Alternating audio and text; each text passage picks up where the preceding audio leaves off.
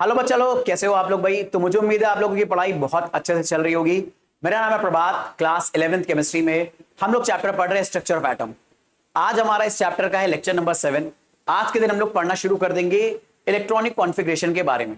हम लोगों ने प्रीवियस क्लास में यह देख लिया था कि क्वांटम नंबर्स क्या होते हैं। हम लोगों ने शेल, सबशेल और ऑर्बिटल्स का आइडिया समझ लिया था। अब इन ऑर्बिटल्स में इलेक्ट्रॉन कैसे फिल करने हैं, इन सारी चीजों को हम आज के लेक्चर में पढ़ना स्टार्ट करेंगे और जो क्वांटम मैकेनिकल मॉडल है एटम का, उसे और इन डेप्थ समझने की कोशिश करेंगे।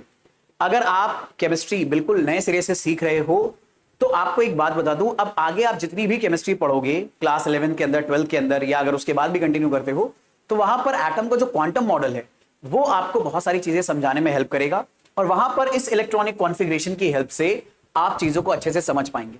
क्लास 11 के लिए भी ये चीज इंपॉर्टेंट हो जाती है, 12th के लिए भी और किसी भी कॉम्पिटिटिव एग्जाम के लिए भी।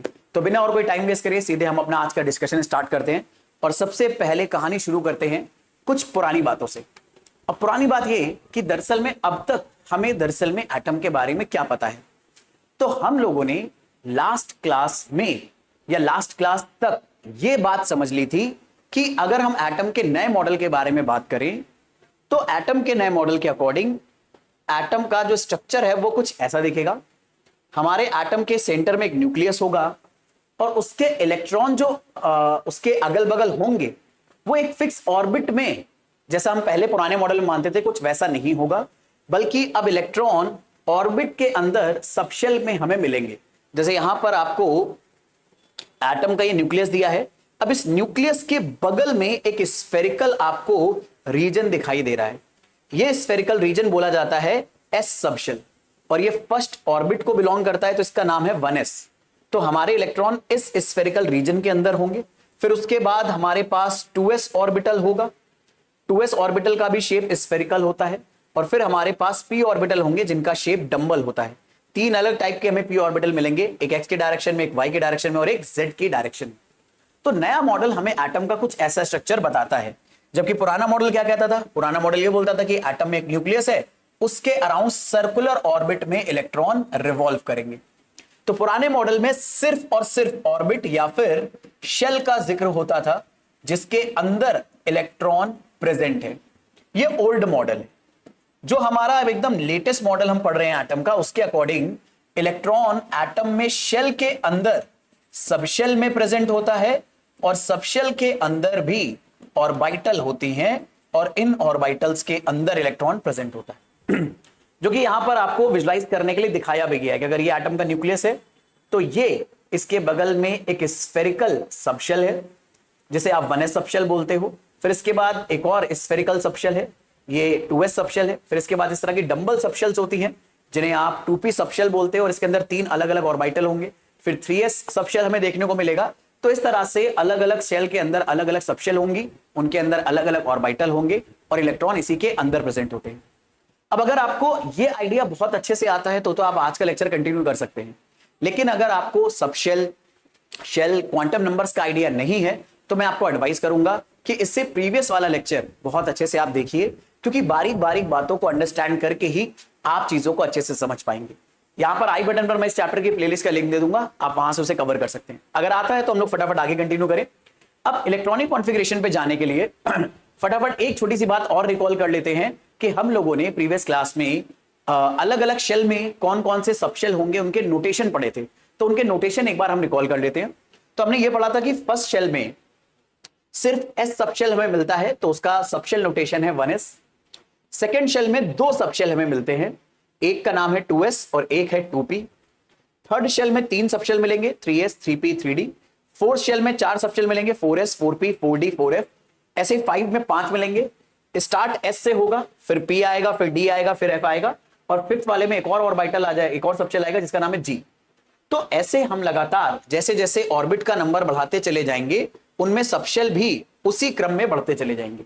अगर आप सेकेंड ऑर्बिट में हो तो दो सबशेल हैं, थर्ड ऑर्बिट में हो तो तीन सबशेल हैं, फोर्थ ऑर्बिट में हो तो चार सबशेल हैं, फिफ्थ ऑर्बिट में 5 होंगे, फिर सिक्स में 6 होंगे।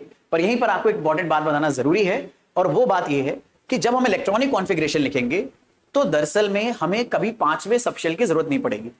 हमारा काम sp-d-f सबशेल से चल जाएगा। इलेक्ट्रॉन इन्हीं सबशेल के अंदर प्रेजेंट होंगे। आपको पांचवा सबशेल जो कि G, उसके बाद छठा सबशेल जो कि H, इनकी जरूरत नहीं पड़ेगी। ऐसा इसलिए है क्योंकि अभी तक हम लोगों ने जितने भी एलिमेंट या तो डिस्कवर करे हैं या बनाए हैं, उनमें इतने इलेक्ट्रॉन हैं कि वो F सबशेल तक ही भरते हैं, G की कभी जरूरत ही नहीं पड़ती। तो क्योंकि हमें इतनों ही एलिमेंट्स के साथ काम कर रहे हैं जितने हमने डिस्कवर कर लिए हैं, और उनमें कभी G सबशेल आएगा नहीं, तो उसका जिक्र भी नहीं करेंगे। यानी मैं जो बात कहना चाहता हूं उसको समझो। मैं ये बात कहना चाहता हूं कि भले चाहे आपको ये पता है कि फिफ्थ शेल के अंदर, यानी पांचवी ऑर्बिट के अंदर 5 सबशेल होंगे, एक होगा 5s, एक होगा 5p, एक होगा 5d, एक होगा 5f और एक होगा 5g। हालांकि फिफ्थ सबशेल में 5 सबशेल, फिफ्थ शेल के अंदर या फिफ्थ ऑर्बिट के अंदर 5 सबशेल होंगे, पर हमें इलेक्ट्रॉनिक कॉन्फ़िगरेशन में इससे कोई सरोकार नहीं होगा, क्योंकि ऐसा कोई भी एलिमेंट हम अभी तक ना तो डिस्कवर कर पाए ना बना पाए हैं जिसमें G सबशेल के अंदर भी इलेक्ट्रॉन प्रैक्टिकली प्रेजेंट होता हो ग्राउंड स्टेट के अंदर। अच्छा, इसके अलावा सबशेल नोटेशन रिवाइज तो हो गया। एक और चीज आपको इलेक्ट्रॉनिक कॉन्फ़िगरेशन के लिए समझनी है कि, बल्कि 2 चीजें, कि हर सबशेल का खुद का एक अजीमुथल क्वांटम नंबर है। तो अगर मैं यहां पर सबशेल आपको लिखा दूं और यहां पर उसका अजीमुथल क्वांटम नंबर जिसे हम L से डिनोट करते हैं वो बता दूं, तो वो क्या होंगे? S सबशेल का अजीमुथल क्वांटम नंबर 0 होता है, P सबशेल का 1 होता है, D का 2 होता है और F का 3 होता है। ऐसे लगातार एक एक करके ये बढ़ता चला जाता है।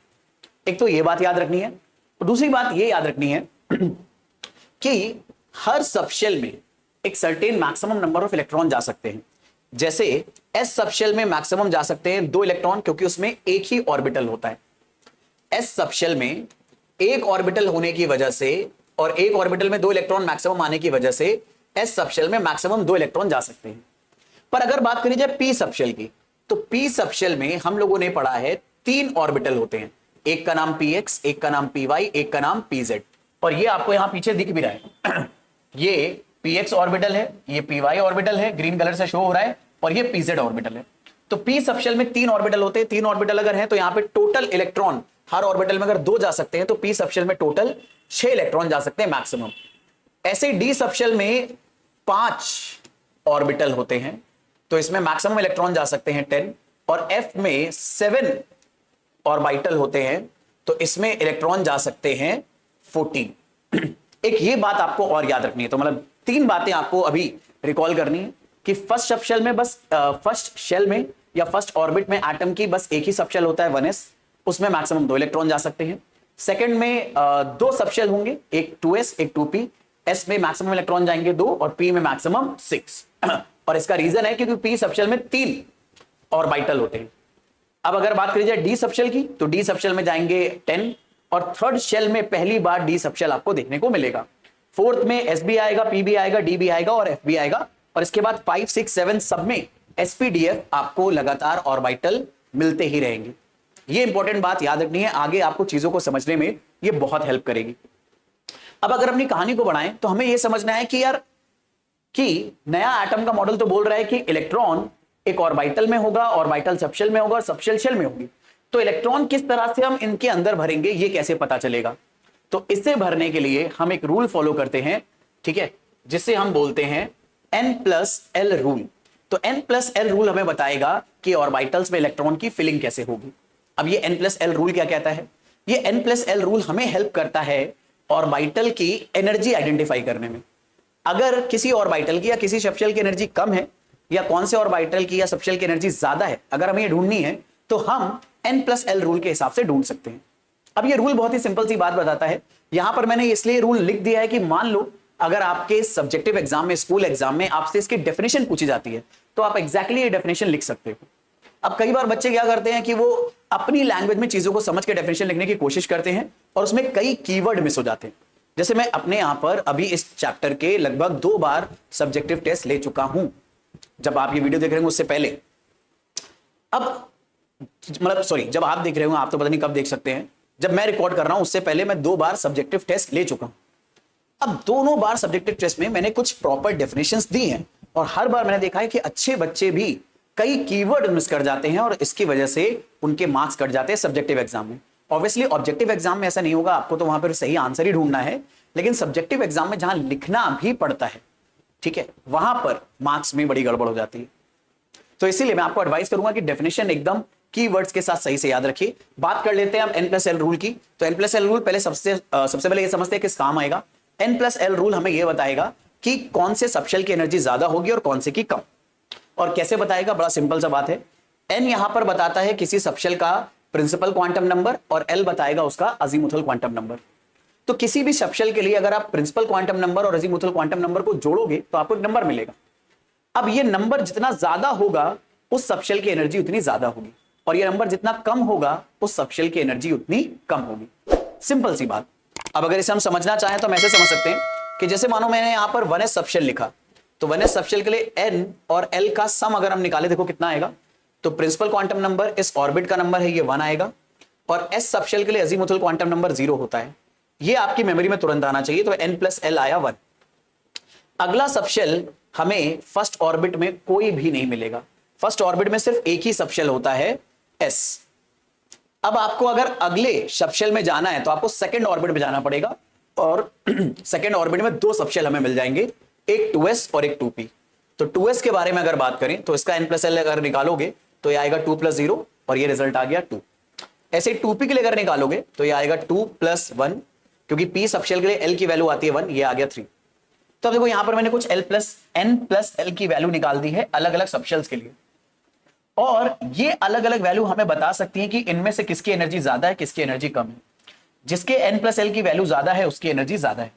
यानी अगर इन तीनों में n प्लस एल सबसे ज्यादा 3 आ रहा है और वो 2p सबशेल को बिलोंग कर रहा है, तो इन तीनों में 2p सबशेल की एनर्जी सबसे ज्यादा होगी। उसके बाद उससे कम एनर्जी 2s की होगी और सबसे कम एनर्जी 1s की होगी। तो मुझे उम्मीद है n प्लस एल रूल का आइडिया आपको समझ में आया कि ये आपको किस तरह से बताता है कि कौन से सबशेल की एनर्जी ज्यादा है या कौन से सबशेल की एनर्जी कम है। जिस सबशेल के लिए n प्लस एल की वैल्यू हाई होगी उसकी एनर्जी भी हाई होगी। पर कभी कभी ऐसा होगा कि दो अलग अलग सबशेल्स के लिए n प्लस एल की वैल्यू मैच कर जाएगी। जैसे यहां पर अगर आप 2p को देखो तो 2p सबशेल के लिए प्रिंसिपल क्वांटम नंबर यानी शेल का नंबर है 2, और p सबशेल के लिए अजीमुथल क्वांटम नंबर है 1। तो 2 प्लस 1 करा तो 3 आ गया। 3s सबशेल के बारे में अगर हम बात करें तो 3s सबशेल में जो प्रिंसिपल क्वांटम नंबर है यानी शेल का नंबर है वो है 3, और अजीमुथल क्वांटम नंबर है 0। तो इनका सम कितना आ गया, 3। अब यहां पर एक दिक्कत हो गई, 2p और 3s ये दो अलग अलग सबशेल है, लेकिन इनके लिए n प्लस एल की वैल्यू सेम आ रही है। अब अगर इनके लिए n प्लस एल की वैल्यू सेम आ रही है तो इसमें कैसे पता चलेगा किसकी एनर्जी ज्यादा है, या फिर n प्लस एल के सेम आने का मतलब यह होगा कि दोनों की एनर्जी सेम है। क्या होगा, आपको क्या लगता है? ठीक है, तो यहां पर भी हमने रूल को और अच्छे से डिफाइन कर दिया है कि अगर अलग अलग सबशेल हैं और अलग अलग सबशेल के लिए n प्लस एल की वैल्यू कभी भी सेम आ जाए तो उस सबशेल की एनर्जी ज्यादा होगी जिसका प्रिंसिपल क्वांटम नंबर ज्यादा है। जैसे इन दोनों के लिए n प्लस एल अगर सेम आ गया है और हम देखना चाहते हैं कि इनमें से किसकी एनर्जी ज्यादा है, तो आप देखो किसका प्रिंसिपल क्वांटम नंबर ज्यादा है, यानी कौन किस सबशेल की शेल का नंबर हाई है। जिस सबशेल की शेल का नंबर हाई है उसकी एनर्जी ज्यादा होगी। तो यहां पर क्योंकि 3s का शेल का नंबर 3 है और 2p के शेल का नंबर 2 है और दोनों के n प्लस एल की वैल्यू सेम आ रही है, तो 3s की एनर्जी हाई होगी और 2p की एनर्जी कम होगी। तो इस तरह से हम n प्लस एल रूल को फॉलो करते हैं, और यहां पर प्रॉपर डेफिनेशन यहां पे बता दी गई है। The lower the value of n plus L for n orbital the lower is the energy. जितना कम n प्लस एल का वैल्यू होगा उतनी ही कम एनर्जी होगी।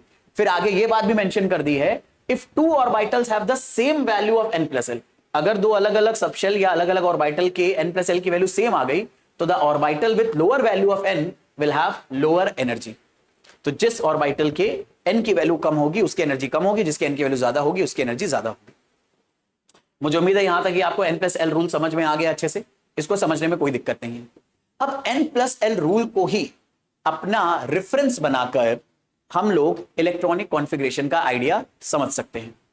अब इलेक्ट्रॉनिक कॉन्फ़िगरेशन का जो आइडिया है वो दरअसल में आफबाउ प्रिंसिपल से हमें मिलता है। आफबाउ दरअसल में एक जर्मन वर्ड है, इसका मतलब होता है चीजों को बनाना। ठीक है, बिल्डिंग अप, चीजों को कैसे आप बिल्डअप करोगे आप वो बताते हो। तो यहां पर मतलब एक बात समझना, अक्सर बच्चों को लगता है कि किसी प्रिंसिपल के पहले अगर कुछ नाम लिखा है तो किसी साइंटिस्ट का नाम होगा। तो अक्सर बच्चों को ऐसा लगता है कि आफबाउ प्रिंसिपल अगर हम पढ़ रहे हैं तो आफबाउ किसी साइंटिस्ट का नाम है। तो नहीं, आफबाउ कोई साइंटिस्ट का नाम नहीं है। दरअसल में आफबाउ का बस इतना सा मतलब है कि आप दरअसल में इलेक्ट्रॉनिक कॉन्फ़िगरेशन को बिल्डअप करने वाले हो, बनाने वाले। अब ये रूल हमें कैसे बताएगा कि इलेक्ट्रॉनिक कॉन्फ़िगरेशन हम कैसे बिल्डअप करने वाले हैं? तो ये प्रिंसिपल बड़ी सिंपल सी बात बोलता है कि अगर आपको अलग अलग ऑर्बिटल्स में, अलग अलग सबशेल्स में इलेक्ट्रॉन को भरना है, तो उन ऑर्बिटल्स में इलेक्ट्रॉन पहले भरेगा जिसकी लोएस्ट एनर्जी है। In simple words, come energy वाले ऑर्बिटल्स में इलेक्ट्रॉन पहले भरने हैं।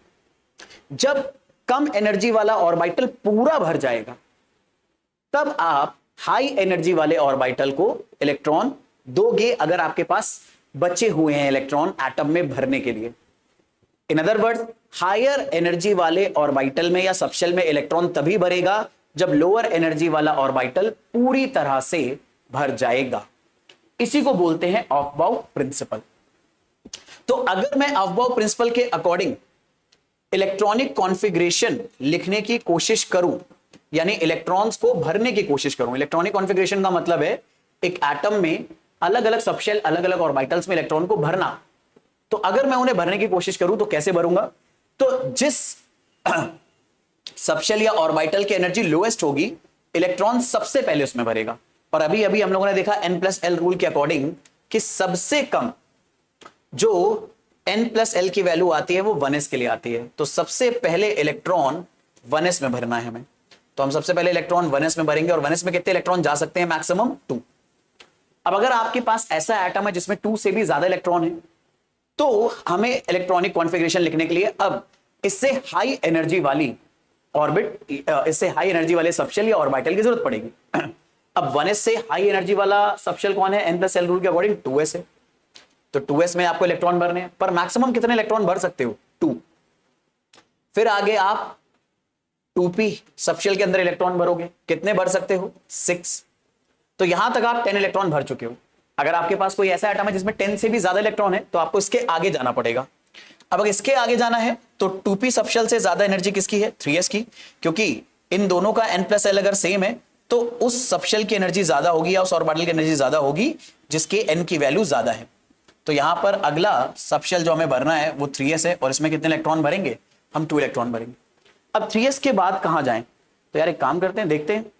3s के बाद जो हमारे पास अगला सबशेल है वो है 3p, और इसके लिए n+l अगर निकालें तो प्रिंसिपल क्वांटम नंबर 3 और अजीमुथल क्वांटम नंबर 1, तो ये 4 आ रहा है। कुछ और लिस्ट बना लेते हैं।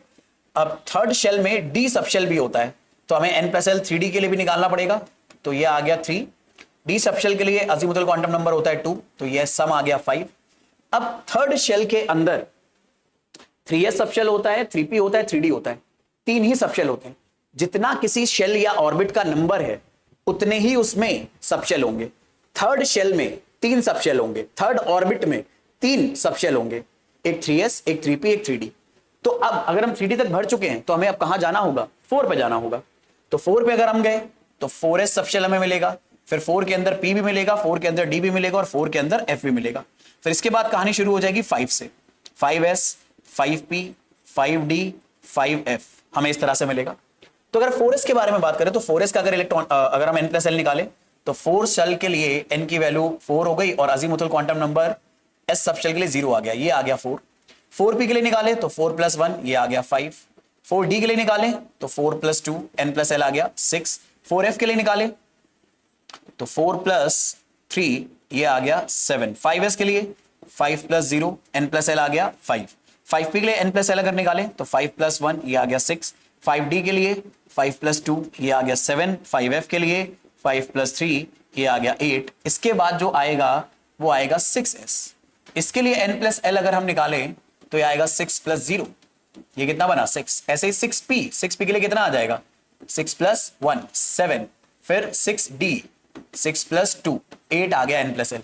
6f, इसमें आ गया 6 + 3, ये कितना बनेगा आपका? 9।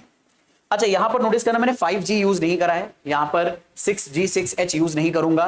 रीजन मैंने आपको बताया, अभी तक हमने ऐसा कोई भी एलिमेंट डिस्कवर नहीं करा है जिसके अंदर इतने इलेक्ट्रॉन हो कि वो ग्राउंड स्टेट में किसके अंदर चले जाए? g h इस तरह के सबशेल में, तो हमें वो भरने की जरूरत भी नहीं है।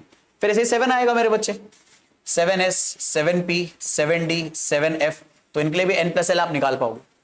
अब अगर हमारे पास n+l की लिस्ट आ गई है तो हम आराम से जज कर सकते हैं कि भाई किसकी एनर्जी कम होगी, और जिसकी एनर्जी कम होगी उसमें इलेक्ट्रॉन पहले भर दो। जैसे हम लोग n+l की वैल्यू 3 तक इलेक्ट्रॉन भर चुके हैं, तो अब n+l की वैल्यू अगली बार हमें 4 मिलेगी। अब वो या तो यहां पर आ रही है या यहां पर आ रही है, तो इसमें किसकी एनर्जी कम होगी? जिसका प्रिंसिपल क्वांटम नंबर कम है, यानी 3p की एनर्जी कम होगी। तो हम 3p में इलेक्ट्रॉन पहले भर देंगे। तो 3p हमने इलेक्ट्रॉन भरे 6, फिर 3p के बाद हमें इलेक्ट्रॉन भरना पड़ रहा है 4s में। अगर आप नोटिस करो 3p के बाद n प्लस एल किसका 4 के बराबर आ रहा है, 4s का। नोटिस करना, हमें 3d को जम करना पड़ा है, क्योंकि 3d के लिए n प्लस एल की वैल्यू आ रही है 5, जो कि 4s के n प्लस एल की वैल्यू से ज्यादा है। और n प्लस एल रूल कहता है कि अगर किसी सबशेल के n प्लस एल की वैल्यू ज्यादा है तो इसकी एनर्जी भी ज्यादा होगी इस n प्लस एल की किसी भी ऐसे सबशेल से जिसकी n प्लस एल की वैल्यू कम है। तो अगर 3d की n प्लस एल की वैल्यू 5 है और 4s के n प्लस एल की वैल्यू 4 है, तो 3d की एनर्जी ज्यादा होगी और 4s की एनर्जी कम। और अबॉव प्रिंसिपल कहता है कि पहले आपको क्या करना है, लो एनर्जी वाले सबशेल में इलेक्ट्रॉन भरना है। तो आपको 3d को जम करना पड़ेगा, पहले 4s में इलेक्ट्रॉन भरोगे और इसके बाद 3d में इलेक्ट्रॉन भरोगे। कितने जा सकते हैं? 10। फिर इसके बाद अगर बात करें तो 4s सबशेल में हमें इलेक्ट्रॉन भरना है, 4s में हमने भर दिया। अब 3d के लिए n प्लस एल की वैल्यू 5 है, 4p के लिए भी 5 है और 5s के लिए भी 5 है। इन तीनों के लिए 5 थी। अब अगर इन तीनों के लिए 5 है तो सबसे कम एनर्जी 3d थी, उसके बाद 4p आएगी और उसके बाद 5s आएगी। तो ऐसे ही आप भर दो। इसके बाद 4p में 6 इलेक्ट्रॉन, 5s में 2 इलेक्ट्रॉन। नोटिस करना 4p के बाद 4d नहीं भरा है हमने, क्योंकि 4d का n प्लस एल 6 आ रहा है, जो कि 5s से भी ज्यादा है। तो इसलिए आपको 4d बाद में भरना पड़ेगा 5s के। अब देखो 6 दरअसल में n प्लस एल कहां कहां आ रहा है, 4d के लिए आ रहा है, 4d के लिए n प्लस एल 6 आ रहा है, 5p के लिए n प्लस एल 6 आ रहा है और 6s के लिए n प्लस एल 6 आ रहा है। तो अगर इन तीनों के लिए n प्लस एल की वैल्यू 6 आ रही है तो हम इन तीनों में पहले इलेक्ट्रॉन भरेंगे, क्योंकि 5 तक तो हम लोग भर ही चुके हैं। और इन तीनों में सबसे कम एनर्जी उसकी होगी जिसका प्रिंसिपल क्वांटम नंबर सबसे कम है, यानी 4d में पहले इलेक्ट्रॉन भरो, 5p में उसके बाद और 6s में उसके बाद। तो अब यहां पर 5s के बाद हमें 4d में 10 इलेक्ट्रॉन भरने हैं, 5p में 6 इलेक्ट्रॉन भरने हैं और 6s में 2 इलेक्ट्रॉन भरने। तो नोटिस करना, हम लोग फोर्थ शेल में पहुंच चुके हैं। फोर्थ में हमने s सबशेल में इलेक्ट्रॉन भर दिया, p में भर दिया, d में भर दिया, लेकिन 4d में इलेक्ट्रॉन भरने तक या उसके बाद हम 5p और 6s तक जा चुके हैं। हम लोग 6th शेल तक जा चुके हैं, लेकिन अभी भी 4 के अंदर जो f सबशेल है हमें उसको भरने की जरूरत नहीं पड़ी है। अब ये बात बहुत इंपॉर्टेंट और काम की है कि आप ये याद रखो, ये आगे केमिस्ट्री में बहुत ज्यादा आपको चीजें समझने में हेल्प करेगा कि दरअसल में जब हम 6th ऑर्बिट के s सबशेल में इलेक्ट्रॉन भर लेते हैं, उसके बाद कहीं मौका मिलता है 4f में इलेक्ट्रॉन भरने का, और f में जा सकते हैं 14 इलेक्ट्रॉन, तो आप 14 इलेक्ट्रॉन भर दोगे 4f में। तो पहली बार f सबशेल में इलेक्ट्रॉन आप 4th ऑर्बिट में भरते हो, लेकिन कब भर पाते हो? जब तक आप 6th ऑर्बिट में इलेक्ट्रॉन ना भर दो, कम से कम 6s के सबशेल में 2 इलेक्ट्रॉन ना भर दो इलेक्ट्रॉनिक कॉन्फ़िगरेशन के अकॉर्डिंग, तब तक 4th शेल जो कि अंदर है उसमें इलेक्ट्रॉन नहीं जाएगा, क्योंकि भले चाहे 6th शेल बाहर होगी और 4th शेल अंदर होगी। 6th शेल 6th ऑर्बिट है, जाहिर सी बात है 6th ऑर्बिट कहीं बाहर होगी, 4th ऑर्बिट अंदर है 4f की। तो अंदर वाली ऑर्बिट में इलेक्ट्रॉन बाद में भर रहा है और बाहर वाली में पहले भर जा रहा है। ऐसा इसलिए क्योंकि 6s की एनर्जी कहीं कम है 4f की एनर्जी से। तो यह बात याद रखना कि 4f में इलेक्ट्रॉन f सबशेल में पहली बार भरना शुरू होता है, लेकिन 6th ऑर्बिट के भरने के बाद। फिर ऐसी कहानी और आगे चलेगी। हम लोगों ने 7 तक के सारे इलेक्ट्रॉनिक कॉन्फ़िगरेशन लिख दिए, 6 तक के लिख दिए। अब 7 का नंबर आएगा तो 7 का हमने 4 से स्टार्ट कर दिया, तो अगला आ जाएगा 5d, फिर आ जाएगा 6p और एक यहां पर आपको और मिल जाएगा। तो आप ये कहानी अब मुझे उम्मीद है आगे कंटिन्यू कर सकते हो, मैं अब और आगे नहीं लिख रहा। ठीक है, हम जितने भी इलेक्ट्रॉनिक कॉन्फ़िगरेशन लिखेंगे उनमें से इतना सफिशिएंट है, बहुत सारा काम हमारा इसी से चल जाएगा। आप आगे से और कंटिन्यू कर सकते हो। अब हमारे पास अगर इतने इलेक्ट्रॉन है तो हम यहां तक जाएंगे, पर अगर मान लो मेरे पास सिर्फ 10 ही इलेक्ट्रॉन है तो हमें यहां तक जाने की जरूरत नहीं है। 10 इलेक्ट्रॉन तो यहीं पे भर जाएंगे भाई। अगर 11 इलेक्ट्रॉन है तो मैक्सिमम यहां तक जाना पड़ेगा, अगर 15 इलेक्ट्रॉन है तो यहां तक जाना पड़ेगा। तो इसीलिए हम लोगों ने बहुत सारे टोटल इलेक्ट्रॉन्स के लिए लिख लिया है, लेकिन आपको सबका जरूरत हमेशा पड़े ऐसा जरूरी नहीं है। डिपेंड करेगा आपको कौन सा एलिमेंट का इलेक्ट्रॉनिक कॉन्फ़िगरेशन लिखने को बोला जा रहा है।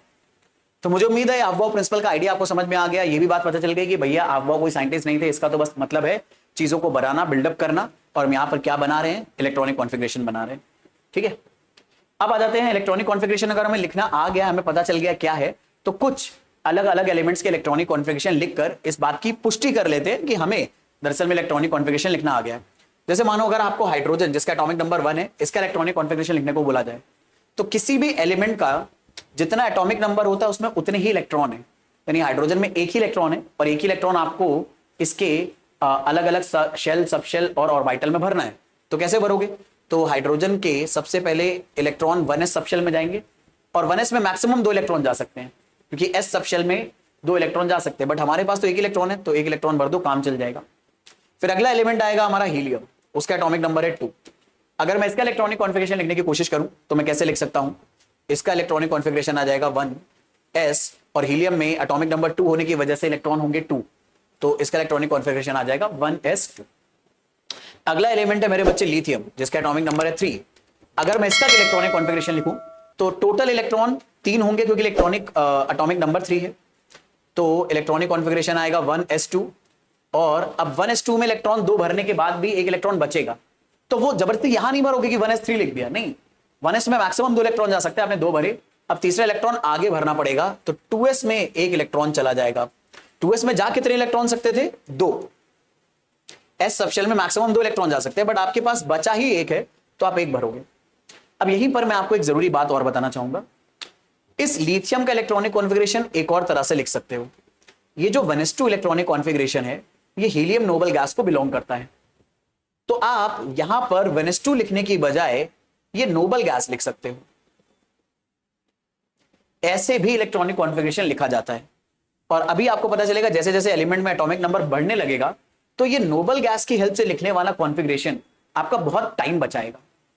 तो ये एक तरह से शॉर्टकट मेथड होता है इलेक्ट्रॉनिक कॉन्फ़िगरेशन को कॉम्प्रिहेंसिव वे में लिखने का, कि हम सारा इलेक्ट्रॉनिक कॉन्फ़िगरेशन समझ भी जाएं और बहुत सारा लंबा हमें पैटर्न बनाना भी ना पड़े। जैसे यहां पर बहुत लंबा पैटर्न बनाना पड़ा है किसी ऐसे एटम का इलेक्ट्रॉनिक कॉन्फ़िगरेशन लिखने के लिए जिसमें इलेक्ट्रॉन बहुत ज्यादा होंगे, लेकिन इतना अगर आपको लिखना नहीं है तो आप ये नोबल गैस वाला आइडिया फॉलो कर सकते हो।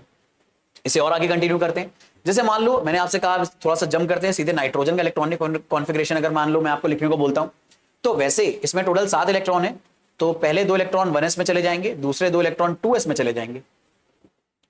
अब यहां पर 4 इलेक्ट्रॉन भर चुके हैं, बट अभी भी 7 में से 4 इलेक्ट्रॉन अगर भरे तो 3 बचे, तो 3 कहां जाएंगे? तो 2s के बाद अगला सबशेल आता है 2p, तो बचे हुए 3 इलेक्ट्रॉन 2p में जाएंगे। बच्चों अब यहां पर एक बात याद रखना, 2p में मैक्सिमम 6 इलेक्ट्रॉन जा सकते हैं, तो जल्दीबाजी में ऐसा मत करना 1s2 2s2 2p 6 आपने भर दिया। अरे भाई नाइट्रोजन में तुम्हारे पास टोटल 7 ही इलेक्ट्रॉन है, 10 नहीं है, तो तुम 2p में पूरे 6 इलेक्ट्रॉन नहीं भर पाओगे, तुम 4 भर चुके हो, तो बचे हुए 3 यहां पर जाएंगे। फिर तुमने हाइड्रोजन भर दिया, हीलियम भर दिया, लिथियम भर दिया, नाइट्रोजन भर दिया। ऐसे ही मान लो एक और एलिमेंट में ले लेता हूं, फ्लोरीन, जिसका एटॉमिक नंबर है 9। तो इसका इलेक्ट्रॉनिक कॉन्फ़िगरेशन अगर लिखोगे तो कैसे लिखोगे? 9 इलेक्ट्रॉन है, तो पहले 2 इलेक्ट्रॉन 1s में गए, फिर अगले 2 इलेक्ट्रॉन 2s में, अब तक 4 इलेक्ट्रॉन जा चुके हैं। 2p में मैक्सिमम जा सकते हैं 6 इलेक्ट्रॉन, जिसकी वजह से टोटल हो जाएंगे 10, पर आपके पास तो टोटल 9 ही इलेक्ट्रॉन है ना, तो अगर 4 इलेक्ट्रॉन पहले भर चुके हो तो बचे हैं 5। p में जा सकते हैं 6, पर आपके पास बचे ही 5 है, तो आप 5 ही भरोगे यहां पर। ये हो जाएगा फ्लोरीन का इलेक्ट्रॉनिक कॉन्फ़िगरेशन। ऐसे ही आप अगर इसके बाद जो नोबल गैस आएगी नियॉन, उसका इलेक्ट्रॉनिक कॉन्फ़िगरेशन लिखो तो वो ये आएगा 1s2 2s2, 4 इलेक्ट्रॉन आपने भर दिए, बचे कितने? 6, क्योंकि टोटल 10 करने हैं, और 2p में जा सकते हैं 6 इलेक्ट्रॉन, तो 6 के 6 इसमें भर जाएंगे। अब ये आपको याद रखना है मेरे बच्चे कि 1s2 2s2 2p 6 को आप नियॉन का इलेक्ट्रॉनिक कॉन्फ़िगरेशन कंसिडर कर सकते हो। ये क्यों हमें याद रखना है? क्योंकि अब अगर मान लो आपको कोई ऐसा एलिमेंट जिसका इलेक्ट्रॉनिक कॉन्फ़िगरेशन लिखना है आपको, उसका एटॉमिक नंबर 10 से अगर ज्यादा है, तो आप अपना टाइम बचाने के लिए नियॉन का इस्तेमाल कर सकते हो। कैसे, वो मैं आपको बता रहा हूं। जैसे मानो आपसे कहा सोडियम का इलेक्ट्रॉनिक कॉन्फ़िगरेशन लिखो, अब सोडियम का एटॉमिक नंबर नियॉन से ज्यादा है, तो अगर आप पूरा इस तरह से लिखने गए तो देखो बहुत ज्यादा एक्सप्रेशन लिखना पड़ेगा आपको। सोडियम में टोटल 11 इलेक्ट्रॉन है, 1s में 2 इलेक्ट्रॉन जाएंगे, 2s में 2 इलेक्ट्रॉन जाएंगे, 2p में 6, अब तक 10 इलेक्ट्रॉन हो गए, बचा हुआ 1 इलेक्ट्रॉन। तो 2p के बाद आता है 3s, मुझे याद हो गया है, तो इसमें 1 इलेक्ट्रॉन भर देंगे अपन, क्योंकि एक ही बचा है। लेकिन अगर आप इतना लंबा एक्सप्रेशन नहीं लिखना चाहते हो तो आप इसे शॉर्ट फॉर्म में स्क्वायर ब्रैकेट के अंदर नियॉन लिख दो, तो नियॉन इस पूरे कॉन्फ़िगरेशन को बोल रहे हैं, 1s2 2s2 2p6, इस पूरे कॉन्फ़िगरेशन को नियॉन बोलते हैं। तो हमने इस पूरे कॉन्फ़िगरेशन की जगह नियॉन लिख दिया, तो इतना कॉन्फ़िगरेशन लिखने की हमें जरूरत नहीं है। सिर्फ नियॉन लिखने का मतलब है हमें नियॉन तक का कॉन्फ़िगरेशन लिखना है, उसके आगे जो बचा है बस वो लिख दो। 3s1 बचा है तो आपने 3s1 लिख दिया यहां पर।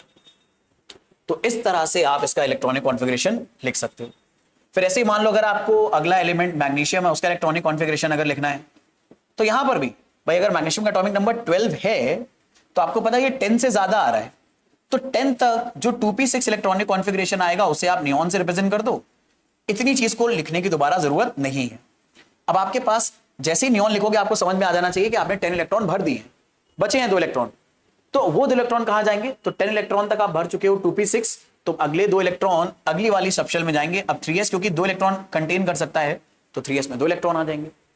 ऐसे ही अगर आपने नियॉन भर लिया, सोडियम भर लिया, मैग्नीशियम भर लिया, मान लो अगर आप क्लोरीन भरना चाहते हो, अब क्लोरीन का इलेक्ट्रॉनिक कॉन्फ़िगरेशन अगर आप लिखो तो क्लोरीन का एटॉमिक नंबर है 17, पूरा अगर लिखोगे तो ऐसे आएगा 1s2 2s2 2p6 3s2। अब 3s2 तक टोटल 12 इलेक्ट्रॉन हो जाते हैं, 2 2 4 6 10 2 12, 17 में से 12 गए तो बचे 5, और 3p 6 इलेक्ट्रॉन कंटेन कर सकता है, बट अपने पास 5 बचे तो यहां पर बस 5 इलेक्ट्रॉन हम भरेंगे। अब अगर पूरा लिखा तो इतना लंबा टाइम गया, लेकिन आप चाहो तो इस 10 इलेक्ट्रॉन को नियॉन से रिप्रेजेंट कर सकते थे 2p6 तक, और बस आगे वाला बचा हुआ कॉन्फ़िगरेशन आप लिख दो। तो ये आपका क्लोरीन का sp-df सबशेल में इलेक्ट्रॉनिक कॉन्फ़िगरेशन हो जाएगा। और ये sp-df सबशेल वाला कॉन्फ़िगरेशन आपने जो बोर मॉडल वाला पढ़ा था इलेक्ट्रॉनिक कॉन्फ़िगरेशन, उसमें उससे उसको भी लिख सकते हो उसकी हेल्प से। जैसे हम लोग 9 क्लास में पढ़ते थे 2882 वाला इलेक्ट्रॉनिक कॉन्फ़िगरेशन, वो भी आप यहां पर लिख सकते हो इसकी हेल्प से। कैसे लिख सकते हो? ये जो नंबर लिखे हैं ये शेल के नंबर बताते हैं, तो हर शेल में टोटल जितने इलेक्ट्रॉन आ रहे हैं वो काउंट कर लो और उसको लिखते चले जाओ। तो वो उसका पुराना बोर बरी मॉडल वाला दरअसल में इलेक्ट्रॉनिक कॉन्फ़िगरेशन हो जाएगा। जैसे फर्स्ट शेल में कितने इलेक्ट्रॉन है? 2। सेकेंड शेल 2 जगह आ रही है, यहां भी और यहां भी, तो इसके इलेक्ट्रॉन काउंट कर लो 2 + 6, टोटल कितने हो गए? 8। थर्ड शेल यहां भी है और यहां भी, तो इसके टोटल इलेक्ट्रॉन काउंट करने पड़ेंगे थर्ड के लिए। जो पुराना मॉडल है वो शेल को सब शेल में तोड़ता ही नहीं था, लेकिन ये तोड़ रहा है, तो आपको एक शेल जहां जहां भी अलग अलग सब शेल में मिल रही है उसके सारे इलेक्ट्रॉन काउंट करोगे तब शेल के इलेक्ट्रॉन बनेंगे। तो 3 यहां पर भी है, 3 यहां पर भी है, तो थर्ड शेल में टोटल इलेक्ट्रॉन निकालने के लिए इन दोनों को सम करना पड़ेगा। तो क्लोरीन का ओल्ड मॉडल में जो इलेक्ट्रॉनिक कॉन्फ़िगरेशन है वो भी यहां पर देखो एकदम सही आ गया 287। अगर आपको निकालना आता है कि 17 इलेक्ट्रॉन को अगर भरना है तो पहले शेल में 2 इलेक्ट्रॉन जाएंगे, दूसरे में मैक्सिमम 8 जा सकते हैं, तो 8 भर दिए तो 8 to 10 हो गया, और बचे कितने? 7 इलेक्ट्रॉन, तो लास्ट वाले में भी 8 इलेक्ट्रॉन जा सकते हैं, लेकिन 7 ही बचे हैं तो आपने 7 भर दिए यहां पे। तो इस कॉन्फ़िगरेशन की हेल्प से आप ओल्ड वाला कॉन्फ़िगरेशन भी लिख सकते हो, उसमें कोई हेडेक नहीं है। फिर ऐसे ही आप अगला जो एलिमेंट आएगा वो है ऑर्गन। तो ऑर्गन का इलेक्ट्रॉनिक कॉन्फ़िगरेशन अगर लिखोगे, ये अगली नोबल गैस है, तो ये आएगा 1s2 2s2 2p6 3s2 3p6, 2 2 4 6 10 2 12 और 6 18 इलेक्ट्रॉन। ये हमने ऑर्गन का इलेक्ट्रॉनिक कॉन्फ़िगरेशन लिख दिया। अब क्योंकि अब आप एक अगली नोबल गैस पे आ गए हो, तो इसके आगे जितने भी एलिमेंट आएंगे उनको आप नियॉन से रिप्रेजेंट करने की बजाय ज्यादा बेटर है ऑर्गन से रिप्रेजेंट करो, तो वो ज्यादा आपको कन्वीनियंस प्रोवाइड करेगा। कैसे? जैसे एक एग्जांपल दे रहा हूं, मान लो एक एलिमेंट है स्कैंडियम, इसका एटॉमिक नंबर है 21, आप इसका पूरा sp-df कॉन्फ़िगरेशन लिखना चाहते हो, तो स्कैंडियम में इलेक्ट्रॉन 21 हो गए, पूरा अगर लिखोगे तो कुछ इतना टाइम वेस्ट करना पड़ेगा। 1s में 2 इलेक्ट्रॉन, 2s में 2 इलेक्ट्रॉन, 2p में 6 इलेक्ट्रॉन, 3s में 2 इलेक्ट्रॉन, 3p में 6 इलेक्ट्रॉन। अब 3p के बाद याद रखना 3d नहीं आता, बच्चे बहुत जल्दबाजी में 3d लिख देते हैं। हम लोगों ने पढ़ा है कि n+l रूल के अकॉर्डिंग 3p से ज्यादा एनर्जी 4s की होती है और 4s से ज्यादा एनर्जी 3d की होती है, तो पहले इलेक्ट्रॉन हम 4s में भरेंगे। अब देखो यहां तक कितने इलेक्ट्रॉन हो गए? 2 2 4 6 10 2 12 6 18, और हमारे पास टोटल 21 हैं, तो 18 इलेक्ट्रॉन हो गए, 3 बचे। 4s में कितने जा सकते हैं? 2, क्योंकि s सबशेल में मैक्सिमम 2 इलेक्ट्रॉन जा सकते हैं। अभी भी 1 बचा, तो वो 1 किस में जाएगा? तो अब हमें 3d में इलेक्ट्रॉन भरना पड़ेगा और 1 इलेक्ट्रॉन 3d में भर देंगे। अब अगर पूरा कॉन्फ़िगरेशन लिखना पड़ा तो देखो इतना हमें कॉन्फ़िगरेशन लंबा चौड़ा लिखना पड़ा। नियॉन के टर्म्स में अगर लिखोगे तो आपको इतना ही कन्वीनियंस मिलेगा कि इसको नियॉन लिख सकते हो, लेकिन आगे फिर ये सारी चीजें लिखनी पड़ेंगी। लेकिन अगर ऑर्गन को आप यूज करो तो 3p6 तक, यानी जो टोटल 18 इलेक्ट्रॉन हैं उनको आप गायब कर सकते हो। 3p6 तक आप पूरा कॉन्फ़िगरेशन हटाकर बस ऑर्गन लिख सकते हो। तो कोई भी केमिस्ट्री का जानकार ये समझ जाएगा कि आप 3p6 तक कॉन्फ़िगरेशन यहां पर लिख चुके हो, क्योंकि आपने आर्गन को इस तरह से स्क्वायर ब्रैकेट में डाल रखा है। उसके आगे जो बचा है वो लिख दो, वो स्कैंडियम का अब पूरा इलेक्ट्रॉनिक कॉन्फ़िगरेशन माना जाएगा ये। तो एक बात समझना, मैं जो बात आपको यहां पर बताना चाह रहा हूं वो ये कि जैसे ही आप एक नोबल गैस को क्रॉस करो तो उसके अगले नोबल गैस तक आने तक सारे जितने भी एलिमेंट बीच में पड़ेंगे उनका कॉन्फ़िगरेशन उससे पहले वाली नोबल गैस के टर्म में लिखना है। जैसे आप नियॉन को जब क्रॉस करके गए तो आप सोडियम, मैग्नीशियम और ऐसे करते करते जब तक ऑर्गन नहीं आ जाएगा तब तक आप इन सारे एलिमेंट का इलेक्ट्रॉनिक कॉन्फ़िगरेशन नियॉन के टर्म में लिखोगे। लेकिन जैसे ही अगली नोबल गैस आ गई और आप उसके आगे वाले एलिमेंट्स पे चले गए, जैसे ऑर्गन आ गया जिसका एटॉमिक नंबर 18 है, तो ऐसे एलिमेंट जिनका एटॉमिक नंबर 19 है, 20 है, 21 है, 22 है, 23 है, इन सबके इलेक्ट्रॉनिक कॉन्फ़िगरेशन कन्वीनियंटली अगर आपको लिखने हैं तो आप ऑर्गन के रिस्पेक्ट में लिखोगे। और ऑर्गन के रिस्पेक्ट में लिखने के लिए आप कहां तक इलेक्ट्रॉनिक कॉन्फ़िगरेशन गायब कर सकते हो? 3p6 तक गायब कर सकते हो। और ऐसे कब तक ऑर्गन के लिए लिखते जा सकते हो? जब तक अगली नोबल गैस ना आ जाए। तो अगली नोबल गैस कौन सी आएगी? तो यहां पर पहले आपको हीलियम मिली नोबल गैस, फिर नियॉन मिली, फिर आर्गन मिली, तो अगली नोबल गैस मिलेगी मेरे बच्चे क्रिप्टन, जिसका एटॉमिक नंबर है 36। तो इसका मतलब यह होगा कि 37 और उसके आगे वाले जो एलिमेंट आएंगे उनका इलेक्ट्रॉनिक कॉन्फ़िगरेशन शॉर्ट फॉर्म में कन्वीनियंटली अगर लिखना चाहते हो तो क्रिप्टन का इस्तेमाल करोगे, ना कि आर्गन का। आई होप मैं अपनी बात आपको कन्वे कर पाया हूं और यह बात आपको अच्छे से पकड़ में आ गई। और इंपॉर्टेंट बात ये एक और चीज आनी चाहिए कि अगर आपको सबशेल वाला नोटेशन आता है इलेक्ट्रॉनिक कॉन्फ़िगरेशन का, तो पुराना बोर मॉडल वाला आप इलेक्ट्रॉनिक कॉन्फ़िगरेशन कैसे लिखते हो? इसके लिए ये आप जब जब शेल के नंबर सेम होंगे उसमें जितने टोटल इलेक्ट्रॉन है वो उस शेल को पूरे दे देना, तो पुराना वाला मॉडल भी आप कन्वीनियंटली लिख पाओगे। ठीक है, देखो जो बच्चों ने 9th क्लास को अभी भी थोड़ा बहुत अगर याद हो, उन्हें याद होगा कि जब कभी भी आप आयरन जैसे एलिमेंट का इलेक्ट्रॉनिक कॉन्फ़िगरेशन पुराना वाला लिखते थे तो बहुत दिक्कत होती थी। जैसे अगर मैं कह दूं यार आयरन का इलेक्ट्रॉनिक कॉन्फ़िगरेशन जिसमें एटॉमिक नंबर है 26 और पुराना वाला इलेक्ट्रॉनिक कॉन्फ़िगरेशन लिखना है 288 वाला, और इसको लिखो, तो इसमें अक्सर बच्चे गलती करते हैं। क्या गलती करते हैं? उन्हें याद आता है कि भैया हमने पढ़ा था पहली शेल में 2 इलेक्ट्रॉन जाते हैं, दूसरे में 8, तीसरे में मैक्सिमम जा सकते हैं 18, तो वो ऐसे इलेक्ट्रॉन भरते हैं, पहले में 2, दूसरे में 8, टोटल कितने हो गए 10, तो बचे कितने 16, और थर्ड में जा सकते हैं मैक्सिमम 18, तो वो क्या करते हैं 16 बचे, 16 यहां भर देते हैं। तो अगर आप भी ऐसा कर रहे हो तो मेरे भाई गलत कर रहे हो, ये गलत कॉन्फ़िगरेशन है। क्योंकि दरअसल में पुराने वाले मॉडल में भी कुछ और सब लेयर्स में रूल थे, तो शायद कई बार आप 9th क्लास में पढ़ते हो, कई बार नहीं पढ़ते हो, मुझे नहीं पता आपने पढ़ा या नहीं, लेकिन क्योंकि अब आपने ये कॉन्फ़िगरेशन पढ़ लिया है 1:2 2:2 वाला, तो अब आप इसकी हेल्प से इसे सही से लिख सकते हो। कैसे लिखोगे? आप जरा आयरन का 1:2 2:2 वाला कॉन्फ़िगरेशन लिखो प्रॉपरली। तो टोटल 26 इलेक्ट्रॉन है, तो 3p6 तक 18 इलेक्ट्रॉन होते हैं, इसलिए मैं बड़े फ्लो में लिख गया। अब यहां तक 18 इलेक्ट्रॉन भर चुका हूं, तो बचे हैं मेरे पास 8 इलेक्ट्रॉन 26 होने की वजह से, तो 4s में 2 इलेक्ट्रॉन जाएंगे। यहां तक 4s तक मुझे याद है 20 इलेक्ट्रॉन होते हैं, आप भी याद रखोगे तो बहुत आपका वक्त बचेगा। तो 4s तक टोटल 20 इलेक्ट्रॉन होंगे, बचे अपने पास 6 इलेक्ट्रॉन। तो अब ये 6 इलेक्ट्रॉन अपन कहां भर दें? 3d में भर दें। अब इसकी हेल्प से आप पुराना बोर वाला मॉडल सही से लिख सकते हो। कैसे? ये जो नंबर है ये आपको शेल का नंबर या ऑर्बिट का नंबर बताएंगे, और ये नंबर जिसके लिए जिन सबशेल के लिए सेम है उसके टोटल इलेक्ट्रॉन काउंट करके उस शेल को दे दो। जैसे फर्स्ट शेल में एस सबशेल है, उसमें 2 इलेक्ट्रॉन है, तो इसमें पहली शेल में बस 2 इलेक्ट्रॉन जाएंगे। सेकंड शेल यहां भी है और यहां भी, तो सेकंड शेल में कितने इलेक्ट्रॉन है उसके लिए इन दोनों को सम करना पड़ेगा। सम कर दो, 8 आ गया। अब थर्ड शेल में आ गया, तो थर्ड शेल यहां भी है, यहां भी, और केयरफुली देखो यहां भी, तो यहां पर कितने इलेक्ट्रॉन आ रहे हैं? 2, यहां पर 6 और यहां पर 6, तो सबको सम करना पड़ेगा। तो 6 2 8, 8 and 6 14, तो जहां हम 16 लिख रहे थे वहां यहां एक्चुअल में यहां क्या आएगा 14। और अब जो फोर्थ शेल है उसमें 2 इलेक्ट्रॉन है, तो वो इसके सबसे लास्ट में भरोगे, तो ये सही कॉन्फ़िगरेशन होता है। तो आप दरअसल में 1:2 2:2 इस तरह वाले कॉन्फ़िगरेशन की हेल्प से डिफरेंट एलिमेंट्स के एसपीडीएफ सबशेल के अंदर इलेक्ट्रॉनिक कॉन्फ़िगरेशन तो लिख ही सकते हो, लेकिन जो पुराने वाले कॉन्फ़िगरेशन है, जो भी अभी भी कई केमिस्ट्री के कॉन्सेप्ट को समझने में आपकी हेल्प करेंगे, वो भी आप बड़े कन्वीनियंटली लिख सकते हो। और कई बार बल्कि स्कूल एग्जाम में ये टेस्ट भी तुमसे करवाया जाता है कि ये तुम कर पा रहे हो या नहीं, कि नए कॉन्फ़िगरेशन की हेल्प से पुराना वाला कॉन्फ़िगरेशन तुम लिख पा रहे हो या नहीं। और देखो यार, मैंने तुम्हें कई बार ये बात बताई है कि हम कभी भी साइंस में अगर कोई नई चीज पढ़ते हैं और पुरानी चीज अगर नई चीज एक्सप्लेन नहीं कर पा रही है, तो इसका मतलब है नई चीज में कोई कमी है। दरअसल में कोई भी नई थ्योरी का काम यह होता है कि वो पुरानी चीज की कमियों को इंप्रूव करे, ना कि पुरानी चीज को गलत बैठा दे। क्योंकि पुरानी चीज भी किसी साइंस के एक्सपेरिमेंट या किसी बहुत इंपॉर्टेंट नॉलेज की हेल्प से आई होती है, तो उसके सही होने की प्रोबेबिलिटी बहुत ज्यादा ऑलरेडी रहती ही है।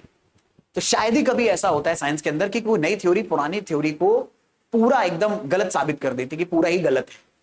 हमेशा यह बोला जाता है कि नई थ्योरी पुरानी वाले का एक इंप्रोवाइज्ड वर्जन है, क्योंकि हमने हर चीज दिमाग लगाकर निकाली है, कुछ भी हवा से नहीं पैदा करा है।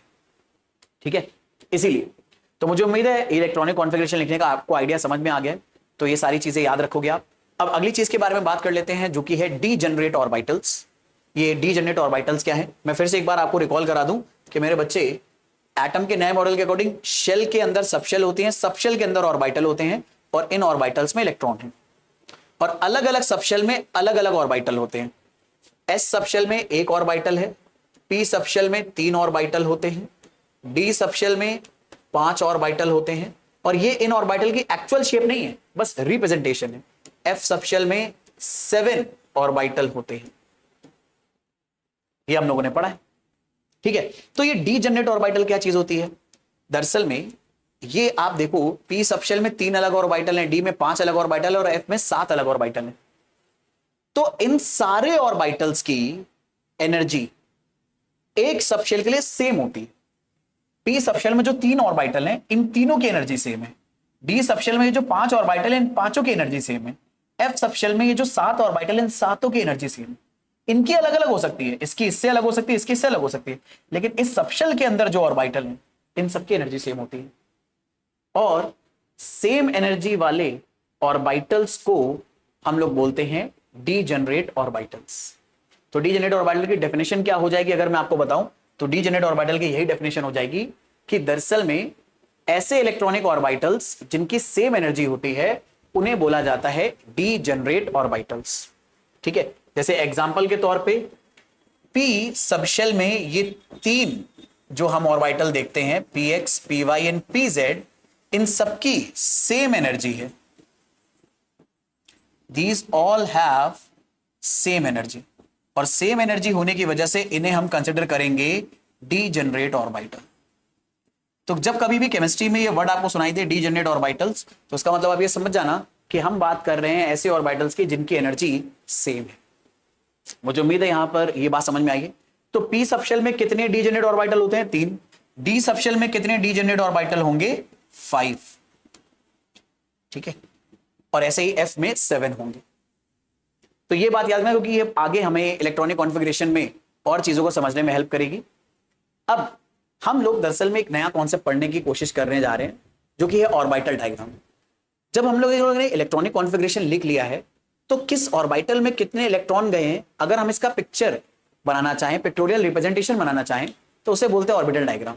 लेकिन उस ऑर्बिटल डायग्राम तक पहुंचने के लिए हमें एक नया रूल पढ़ना पड़ेगा, जिसे बोलते हैं हुंड रूल। ठीक है, अब हुंड रूल का लेना देना दरअसल में डीजेनरेट ऑर्बिटल से था, इसलिए मैंने पहले आपको डीजेनरेट ऑर्बिटल बता दिया। हुंड रूल क्या है? अब देखो, हमें यह तो पता है कि n+l रूल के अकॉर्डिंग, ऑफ प्रिंसिपल के अकॉर्डिंग, जिस सबशेल की एनर्जी ज्यादा है उसमें इलेक्ट्रॉन पहले भरे, जिस सबशेल की एनर्जी ज्यादा है उसमें इलेक्ट्रॉन बाद में भरेगा, जिसकी एनर्जी कम है उसमें इलेक्ट्रॉन पहले भरेगा। लेकिन सबशेल के अंदर अलग अलग ऑर्बिटल भी तो हो सकते हैं, इन ऑर्बिटल्स में इलेक्ट्रॉन कैसे भरे? हम लोगों ने भी ये समझा था ना कि शेल के अंदर सबशेल है, सबशेल के अंदर ऑर्बिटल है, सबशेल में इलेक्ट्रॉन कैसे भरना है ये तो हमें किसने बता दिया? अबॉव प्रिंसिपल ने। लेकिन ऑर्बिटल के अंदर इलेक्ट्रॉन कैसे भरे, तो इसे बताता है दरअसल में हुंड रूल। तो हुंड रूल क्या बताता है, अगर उसके बारे में बात करें तो हुंड रूल बड़ी सिंपल सी बात बोलता है। यहां पर इसकी प्रॉपर डेफिनेशन लिखिए, मैं बस आपको काम की बात समझा रहा हूं। हुंड रूल ये बात बोलता है कि अगर डीजेनरेट ऑर्बिटल्स में हमें इलेक्ट्रॉन भरने हैं, तो किसी भी डीजेनरेट ऑर्बिटल में इलेक्ट्रॉन तभी पेयर होगा जब तक हर डीजेनरेट ऑर्बिटल में कम से कम एक एक अनपेड इलेक्ट्रॉन ना चला जाए। अब ये बात दरअसल में जब हम बच्चे सुनते हैं तो समझ भी नहीं आता, क्योंकि एक तो हमें सुनने की आदत रही नहीं है। ठीक है, इतना सबको स्वैग आ गया है कि सब भैया ऐसे इतने हुए जा रहे हैं कि सुनने की आदत रही नहीं है। और इस चक्कर में क्या होता है कि देखो, मैं अपने बच्चों को भी बोलता हूं जो ऑफलाइन क्लासेस में आते हैं, कि कई बार जो लेक्चर हमारा होता है उसका कम से कम 60 से 70% पार्ट जो नॉलेज ट्रांसफर का होता है वो वर्बली होता है। टीचर मतलब बहुत सारी किताबें पढ़कर, बहुत सारी चीजों को समझकर बहुत सारा ज्ञान बटोरता है, और वो ज्ञान जब बताने जाता है तो मैं कितना भी कोशिश कर लूं अलग अलग एनिमेशन डालने की, अलग अलग फिगर डालने की, और 50 जमेले कर लूं, लेकिन उसके बावजूद भी बहुत सारी ऐसी बातें हैं जो वर्बली कम्युनिकेट होती हैं। और जब तक आपको सुनने की सही से आदत नहीं होगी, सुनकर चीजें अपने दिमाग में ढालने की सही से आदत नहीं होगी, तब तक ऐसा मान के चलो कि आप बहुत सारा लेक्चर का पार्ट मिस कर जाओगे। तो मेरे भाई, एक अच्छा स्टूडेंट बनने के लिए सबसे पहले आपको एक अच्छा लिसनर बनना पड़ेगा। हर एक बात को दिमाग में बैठालना टीचर की आपके लिए बहुत ज्यादा जरूरी है।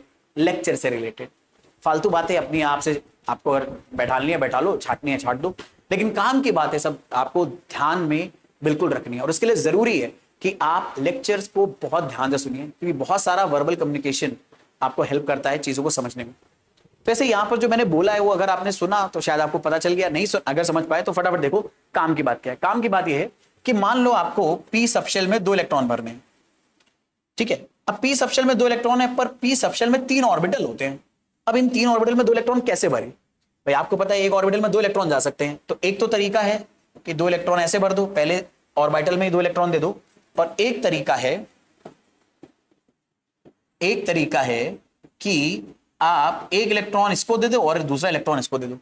तो हुन ने बताया कि भैया ये तरीका सही है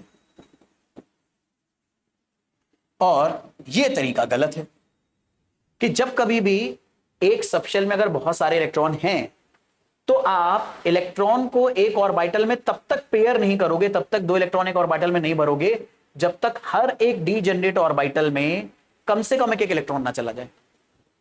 तो अगर आपको पी में 2 इलेक्ट्रॉन भरने थे तो पहला इस ऑर्बिटल में जाएगा, दूसरा इस ऑर्बिटल में, तीसरा खाली पड़ा रहेगा।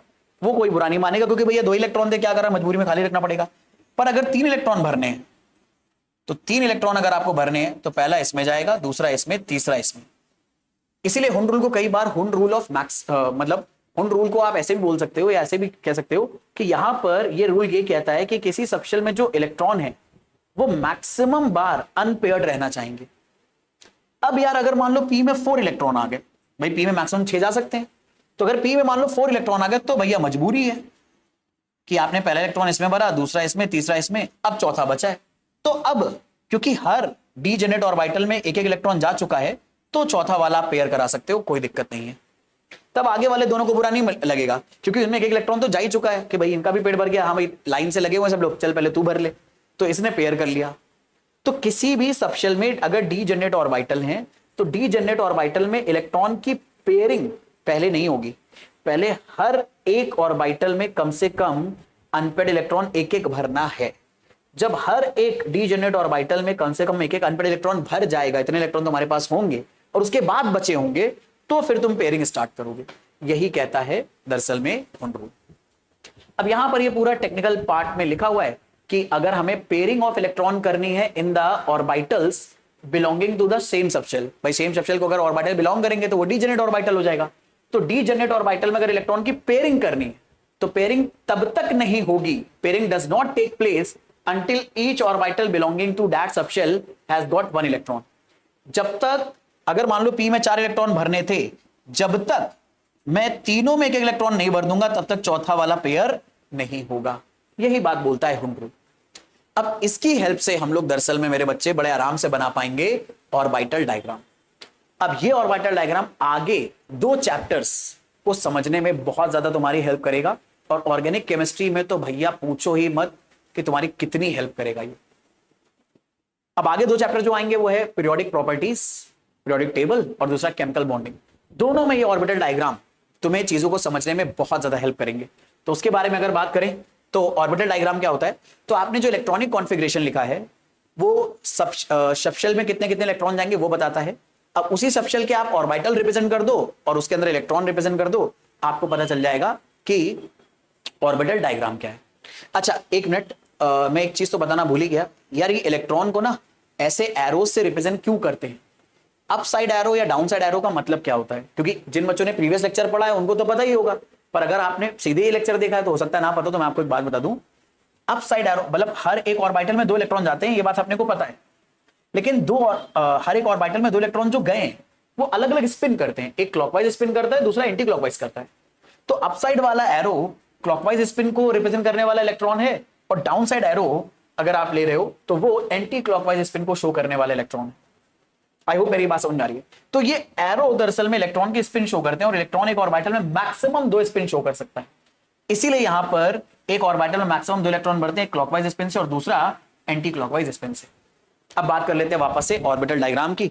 तो सबसे आसान और सबसे हल्के फुल्के एलिमेंट का ऑर्बिटल डायग्राम बनाते हैं, जो कि है हाइड्रोजन। ऑर्बिटल डायग्राम बनाने के लिए पहले हमें इलेक्ट्रॉनिक कॉन्फ़िगरेशन लिखना पड़ेगा। तो हमने हाइड्रोजन का इलेक्ट्रॉनिक कॉन्फ़िगरेशन लिखा, और हमने देखा कि हाइड्रोजन के s सबशेल में एक इलेक्ट्रॉन जा रहा है। तो इसका ऑर्बिटल डायग्राम बनाने के लिए हम s सबशेल में जितने ऑर्बिटल होते हैं वो बनाएंगे। s सबशेल में एक ऑर्बिटल होता है, एक आपने बना दिया। अब इसमें एक ही इलेक्ट्रॉन भरना है, तो बाय डिफॉल्ट हम उसे क्लॉकवाइज स्पिन या अप स्पिन से ही शो करते हैं। ठीक है, ऐसा कोई फिक्स रूल नहीं है कि आपको पहला इलेक्ट्रॉन हमेशा अप स्पिन से ही दिखाना है, बट ये आपसी सहमति से हम लोग सब जगह अप स्पिन से ही दिखाते हैं।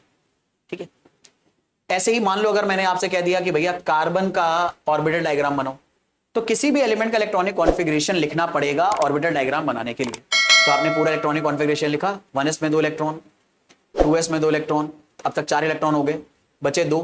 तो 2p में जा सकते हैं 6, पर आपके पास बचे ही 2 हैं, तो 2 भरने पड़ेंगे। और ऑर्बिटल डायग्राम अगर बनाना है तो ये जितनी भी सबशेल है सबके ऑर्बिटल बनाने पड़ेंगे। तो s सबशेल में एक ऑर्बिटल, दूसरे वाले s सबशेल में भी एक ऑर्बिटल, पर p में 3 ऑर्बिटल। अब इस s सबशेल में 2 इलेक्ट्रॉन भरने हैं, तो एक ही सबशेल है तो इसमें तो इलेक्ट्रॉन आप ऐसे ही पेयर कर सकते हो, इसमें भी पेयर कर सकते हो, इसमें हुंड रूल की जरूरत नहीं। दिक्कत है हुंड रूल लगाने की यहां पर कि अब इस p सबशेल में 3 ऑर्बिटल है, पर इलेक्ट्रॉन 2 ही, ऑर्बिटल 3 पर इलेक्ट्रॉन 2, बहुत नाइंसाफी है। तो अब यहां पर इलेक्ट्रॉन कैसे भरेंगे? तो यहां पर इलेक्ट्रॉन भरेंगे हुंड रूल के अकॉर्डिंग। उसके अकॉर्डिंग आप ये 2 इलेक्ट्रॉन पहले ऑर्बिटल में नहीं भर सकते जब तक आप इन ऑर्बिटल्स को अनपेयर्ड एक एक ना दे दो इलेक्ट्रॉन, तब तक पेयरिंग नहीं स्टार्ट होगी। तो 2 इलेक्ट्रॉन है तो पहला इसमें अनपेयर्ड जाएगा, दूसरा इसमें, और खत्म हो गया तो आगे जाने की जरूरत ही नहीं है। तो ये है कार्बन का ऑर्बिटल डायग्राम।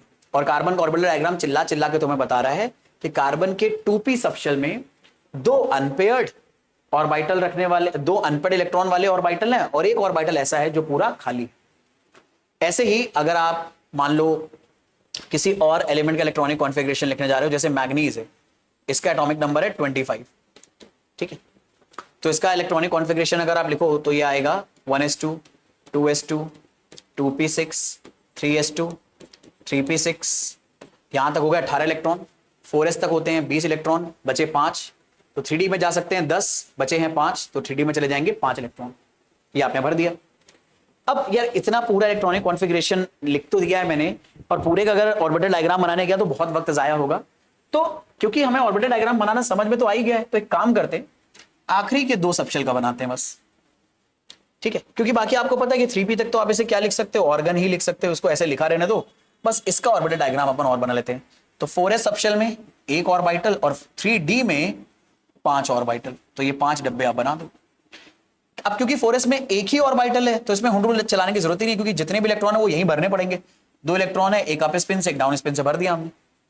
3d में अगर 5 इलेक्ट्रॉन भरने हैं तो 3d सबशेल में 5 डी जनरेट ऑर्बिटल हैं, और इन 5 डी जनरेट ऑर्बिटल में अगर इलेक्ट्रॉन भरने हैं तो हुंड रूल से भरोगे। पहला इलेक्ट्रॉन अनपेयर्ड रहेगा, दूसरा वाला पेयर नहीं कर सकते, उसे भी अनपेयर्ड रखना पड़ेगा, तीसरा भी अनपेयर्ड, चौथा भी अनपेयर्ड, और 5वां भी अनपेयर्ड। तो ये दरअसल में हमारा मैग्नीज का ऑर्बिटल डायग्राम होगा लास्ट के 2 सबशेल का। और इस ऑर्बिटल डायग्राम को देखकर तुम मुझे बता सकते हो कि अनपेयर्ड इलेक्ट्रॉन इन मैग्नीज कितने हैं। 5 है। और एक एलिमेंट में जितने ज्यादा अनपेयर्ड इलेक्ट्रॉन होंगे वो मैग्नेट की तरफ उतना स्ट्रांगली अट्रैक्ट होगा, और मैग्नेट की तरफ अट्रैक्ट होने वाली जो चीज होती है उसे बोलते हैं पैरामैग्नेटिक सब्सटेंस। तो मैग्नीज में क्योंकि अनपेयर्ड इलेक्ट्रॉन है तो मैग्नीज पैरामैग्नेटिक है। जो चीजें मैग्नेट की तरफ अट्रैक्ट नहीं होती हैं उन्हें बोलते हैं डायमैग्नेटिक। ठीक है, तो पैरामैग्नेटिक सब्सटेंस क्या होते हैं? जो मैग्नेट की तरफ अट्रैक्ट होते हैं,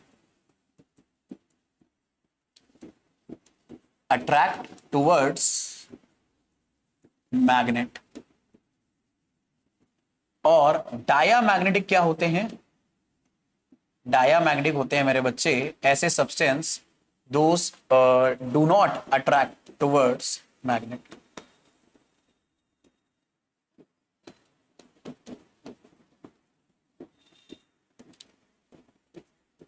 और आपको कैसे पता चलेगा कि भाई कौन सा सब्सटेंस पैरामैग्नेटिक है या कौन सा डायमैग्नेटिक है? तो इसका भी रूल बड़ा सिंपल है। Paramagnetic substance they have unpaired electron. जगह कम है तो बस मैं इतना लिख दे रहा हूं कि भैया इसमें अनपेयर्ड इलेक्ट्रॉन होंगे और इसमें अनपेयर्ड इलेक्ट्रॉन नहीं होंगे। तो क्योंकि मैग्नीज में अनपेयर्ड इलेक्ट्रॉन है तो ये पैरामैग्नेटिक है। मुझे उम्मीद है आपको ये वाला आइडिया समझ में आया और ऑर्बिटल डायग्राम कैसे बनने हैं ये भी आपको समझ में आया है। ठीक है, यहां पर कोई दिक्कत कोई परेशानी नहीं है। तो ऐसे ही एक आध और प्रैक्टिस कर लेते हैं ऑर्बिटल डायग्राम। मान लो अगर हम प्रैक्टिस करना चाहें लेट्स से क्लोरीन का एटॉमिक नंबर है 17, तो इसका इलेक्ट्रॉनिक कॉन्फ़िगरेशन है 1s2 2s2 2p6। यहां तक हो गए 10 इलेक्ट्रॉन, 3s में 2 इलेक्ट्रॉन चले जाएंगे, यहां तक हो गए 12, बचे 5। 3p में जा सकते हैं 6 पर बचे ही 5 है तो आप इसमें भर दोगे 5। और आपको पता है कि एलिमेंट की जो लास्ट शेल होती है उसे बोलते हैं वैलेंस शेल। तो यहां पर थर्ड शेल क्लोरीन की वैलेंस शेल है। तो मान लो अगर मैं कह दूं कि भैया सिर्फ इस वैलेंस शेल का ऑर्बिटल डायग्राम बनाओ, तो आपको पूरे एलिमेंट का ऑर्बिटल डायग्राम बनाने की जरूरत नहीं है, सिर्फ वैलेंस शेल का बनाना है। तो आप बनाते हैं वैलेंस शेल का। तो 3s सबशेल में एक ऑर्बिटल होगा, 3p सबशेल में 3 ऑर्बिटल होंगे। अब अगर आपको यहां पर इलेक्ट्रॉन शो करने हैं तो कैसे करोगे जरा ध्यान से देखो।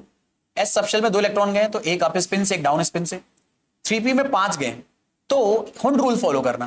पहला इलेक्ट्रॉन पहले ऑर्बिटल में, दूसरा दूसरे में, तीसरा तीसरे में, अभी भी 2 बचे हैं तो चौथा वाला पेयर होगा। यानी ये चौथा इलेक्ट्रॉन है जो इसके अंदर जा रहा है, दूसरा नहीं। पहला इसी में जाएगा, दूसरा इसी में जाएगा, तीसरा इसी में जाएगा, चौथा इसमें जाएगा और 5वां इसमें जाएगा। आप ये नहीं कह सकते अरे सर 5 है तो पहला इसमें भर दो, दूसरा इसमें, तीसरा इसमें, चौथा इसमें, 5वां इसमें, पता ही क्या चलेगा? नहीं, फर्क पड़ेगा इस बात से। तो इसलिए कभी ऐसा नहीं करना कि हुंड रूल वॉयलेट कर रहे हो आप, भले चाहे आप ज्यादा इलेक्ट्रॉन भर रहे हो तब भी पहला यही मानोगे, दूसरा यही मानोगे, तीसरा ये, चौथा पेयर, 5वां पेयर। ठीक है, ज्यादा ओवर दिमाग मत लगाने लगना कि अरे सर 5 इलेक्ट्रॉन है क्या ही पता चलेगा, पहले 2 इसमें भर दो, 2 इसमें भर दो, आखिरी एक बचेगा उसमें भर दो। नहीं, जब आप इनके क्वांटम नंबर्स निकालोगे तो आपको पता चलेगा उसमें आएगी गड़बड़। ठीक है, तो इसीलिए जो हुंड रूल है उसको प्रॉपरली फॉलो करने की जरूरत है। तो मुझे उम्मीद है यहां तक तो कोई समस्या नहीं होगी, आप लोगों को अपनी कहानी को आगे बढ़ा सकते हैं। ऑर्बिटल डायग्राम का हमें आइडिया आ गया अच्छे से। अब देखो हम लोगों ने इलेक्ट्रॉनिक कॉन्फ़िगरेशन समझ लिया, ऑर्बिटल डायग्राम समझ लिया, पैरामैग्नेटिक डायमैग्नेटिक नेचर क्या होता है वो भी समझ लिया। कई सारे ऐसे एलिमेंट हैं जिनका जो इलेक्ट्रॉनिक कॉन्फ़िगरेशन है वो अफबाउ प्रिंसिपल को फॉलो नहीं करता है, तो ऐसे इलेक्ट्रॉनिक कॉन्फ़िगरेशन एक्सेप्शनल माने जाते हैं। और भाई इतना आप मेंटली प्रिपेयर हो जाओ, केमिस्ट्री में हियर एंड देयर आप जो भी रूल पढ़ोगे उसके कहीं ना कहीं कुछ ना कुछ आपको एक्सेप्शन जरूर देखने को मिलेंगे। तो इसके लिए आपको मेंटली प्रिपेयर रहना है। ऐसे ही यहां पर हम लोग एक्सेप्शंस के बारे में बात कर रहे हैं, अफबाउ प्रिंसिपल के। तो अपने सिलेबस में 2 बहुत ही इंपॉर्टेंट एलिमेंट हैं जिनका एक्सेप्शनल इलेक्ट्रॉनिक कॉन्फ़िगरेशन है। एक है क्रोमियम जिसका एटॉमिक नंबर है 24 और एक है कॉपर जिसका एटॉमिक नंबर है 29।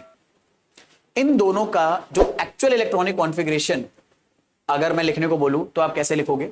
तो पहले जो हम एक्सपेक्ट करते हैं वो लिखते हैं, यानी अफबाउ प्रिंसिपल को फॉलो करके अगर लिखे तो क्या लिखोगे? 1s2 2s2 2p6 3s2 3p6।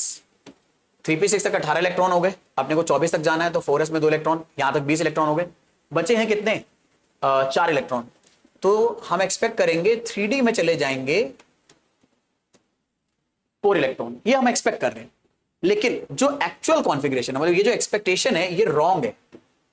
जो एक्चुअल कॉन्फ़िगरेशन है क्रोमियम का, देखो भाई यहां तक तो आपको पता है कि ऑर्गन ही है, तो मैं अपना पूरा टाइम वेस्ट नहीं कर रहा, ऑर्गन लिख दे रहा हूं।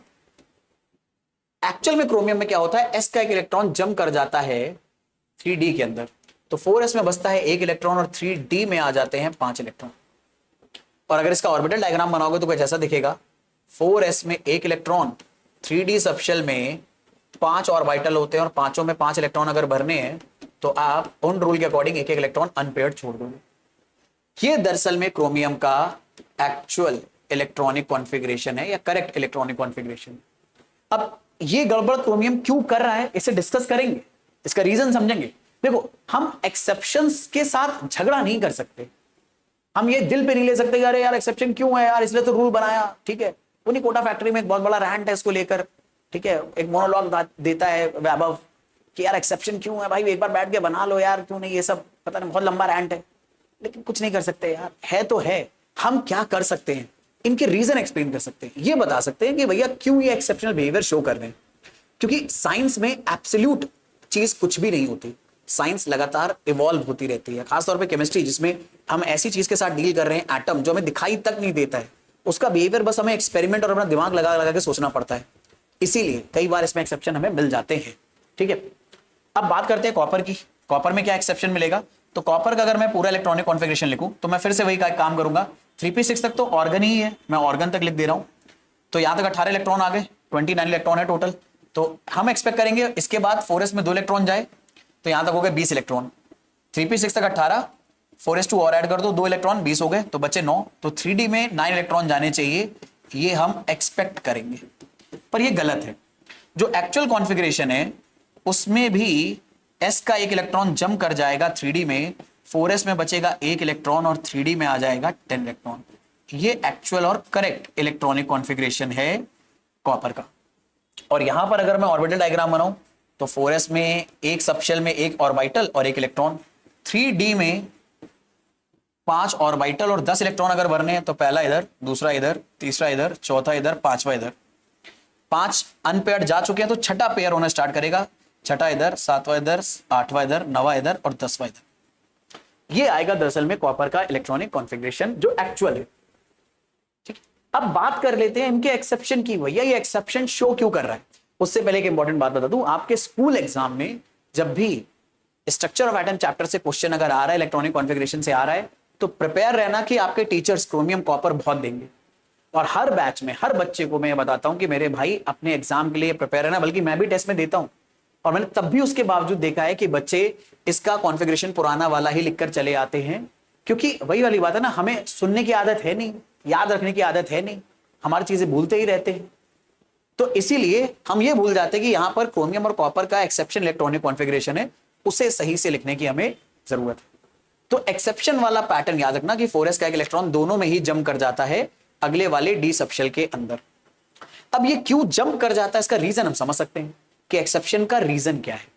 तो एक्सेप्शन का रीजन आपको एनसीईआरटी में बहुत ही सिंपल तरीकों में मेंशन है।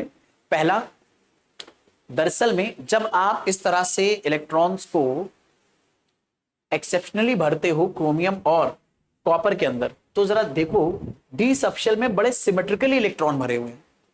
अगर आप 4s का इलेक्ट्रॉन 3d में जंप ना कराते तो 3d में कितने इलेक्ट्रॉन होते? 4। तो ये ऑर्बिटल आपका खाली पड़ा रहता। अगर 3d में 4 इलेक्ट्रॉन होते तो ये पूरा भर जाता, पर ये खाली पड़ा रहता। तो 4 ऑर्बिटल बड़े मौज कर रहे होते, हमें 1 इलेक्ट्रॉन भरा, लेकिन एक पूरी तरह से खाली पड़ा है। सब में बराबर बराबर इलेक्ट्रॉन बटे ही नहीं 3d में। लेकिन अगर आपने एक्सेप्शन शो करा दिया, s का इलेक्ट्रॉन 3d में जंप करा दिया, तो 3d में हर सबशेल में 1 इलेक्ट्रॉन चला गया।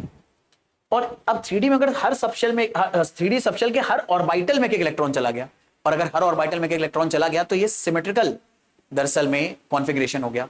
और यूनिवर्स में बहुत सारी चीजें जब भी सिमेट्री अटेन करती हैं तो वो ज्यादा स्टेबल हो जाती हैं। तो क्रोमियम इस कॉन्फ़िगरेशन में ज्यादा स्टेबल हो जाता है सिमेट्री की वजह से।